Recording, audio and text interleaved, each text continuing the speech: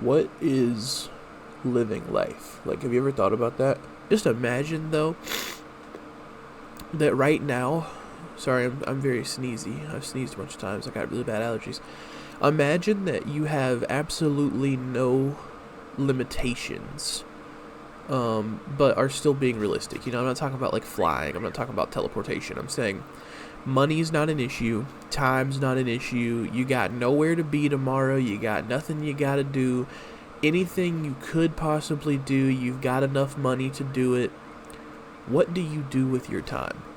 How do you spend your time?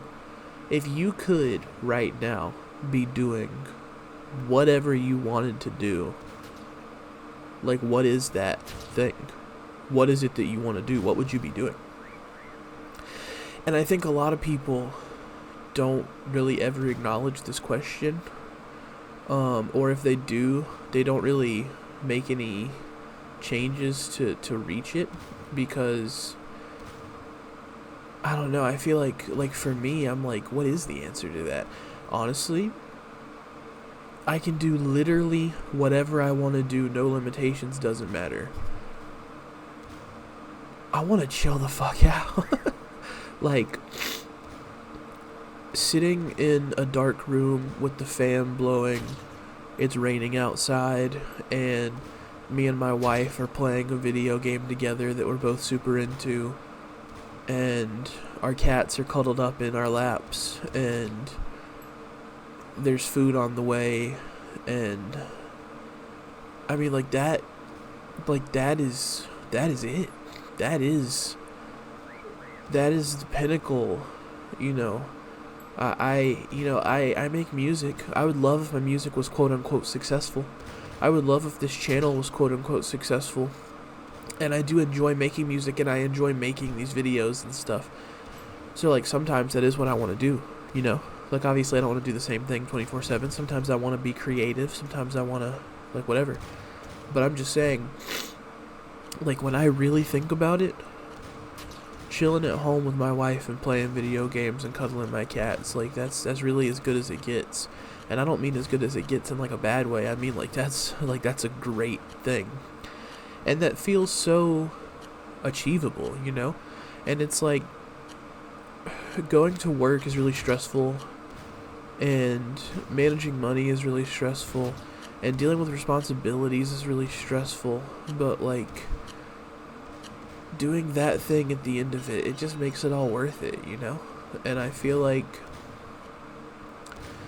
I don't know, maybe this isn't as deep as I think it is. Maybe no one else is thinking about this the way that I am. I just feel like, you know, I was raised Christian, and I'm not a Christian anymore.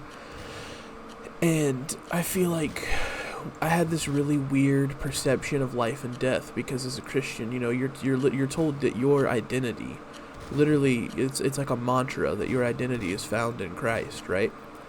You're stripped of individuality. Your entire purpose for being here is to spread the gospel. Your entire purpose of getting married is for your relationship to glorify God. You know, you're supposed to glorify God in all things you do. Like, that's who you are. And when you die, you go to heaven and you worship him forever, and that's everything. Okay, well, I don't believe in that stuff anymore. And, you know, I lost my dad in December of last year, and that was probably the first time that I dealt with death in such a direct and heavy way, because, you know, I had a cat named Sierra who I had from when I was 10 to when I was 20. So when she died, she had literally been with me for half of my life, and that hurt in a way that I don't think I'd ever felt before. And then losing my dad is, you know, I mean, he lived with me. This man that I've known my whole life, and I see every day, and I'm spending time with, and, you know, I'm thinking everything's fine. Like, it was a sudden heart attack too. It's not even like I knew it was coming. It was, you know, I'm thinking we're gonna go, like, you know, play pickleball tomorrow, which, don't judge me for playing pickleball. It's fun, okay?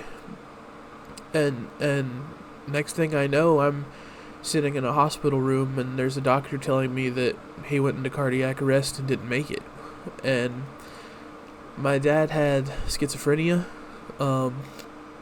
and he went through a lot of really bad stuff in his life, and I think he had a very unique outlook on life because of it. And we talked about spirituality and deep stuff all the time.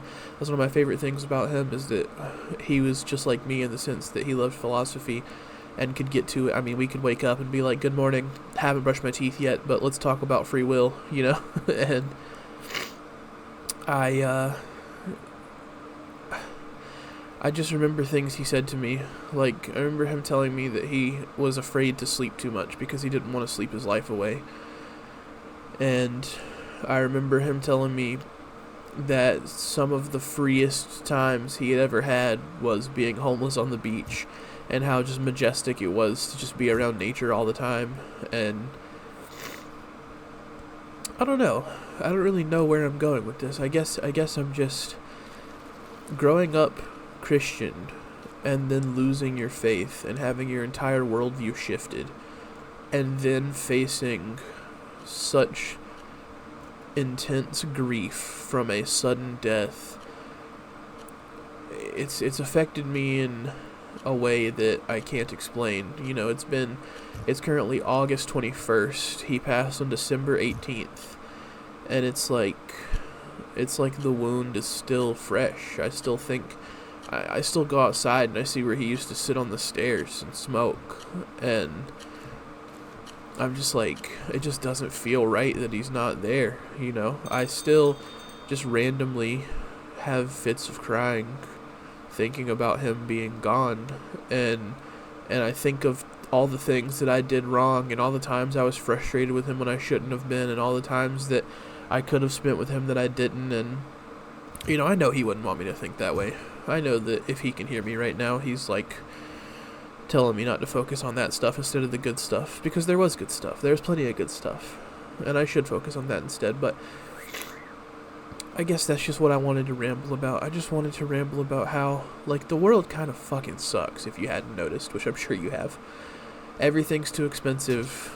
Everyone is fucking violent and unhinged. Everyone's on edge constantly. Everyone's just trying to get by. You know, there's the political landscape I'm not even going to touch on right now because, good lord. And it's just, you know, I don't know. I said, you know, and I don't even know. I don't even know where I'm going with this. I just feel like it's purpose for life is something that needs to be discussed, and I think that it doesn't have to be some deep mystical thing that we can't find like everyone seems to think it is. I think that being able to acknowledge, like in my case, that sitting in a dark room playing video games with my wife is like my favorite thing in the world. Like, why would I not just do that every chance I get? Why would I not focus on doing things in life that give me the opportunity to have that experience as much as possible? You know, my wife is very career oriented. You know, she's very she takes pride in her work. She likes to do everything right and by the books, and you know, she's my businesswoman, and that's fine, and that's great. And if that makes her happy, if that's something that she wants to pursue, then she should, you know.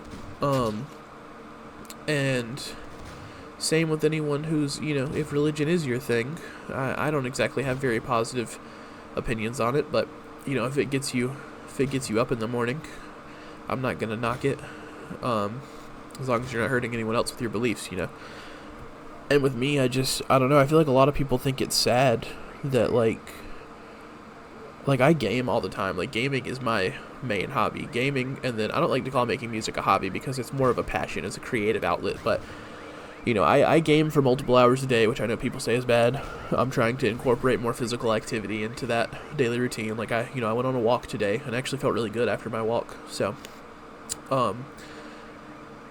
I don't know, I'm talking in circles because, like I said, I need to script these, and I still haven't started doing that. But I guess my point is, really think about what you want out of life, because none of us know how long we're going to be here, and none of us know what's going to happen tomorrow. And I think that you should really shed society's expectations of you, and you should think about what you actually want, and not what someone told you that you should want. and you should focus on making that thing that you want a reality. And right now I want to go make a bowl of ramen, so I'm gonna do that.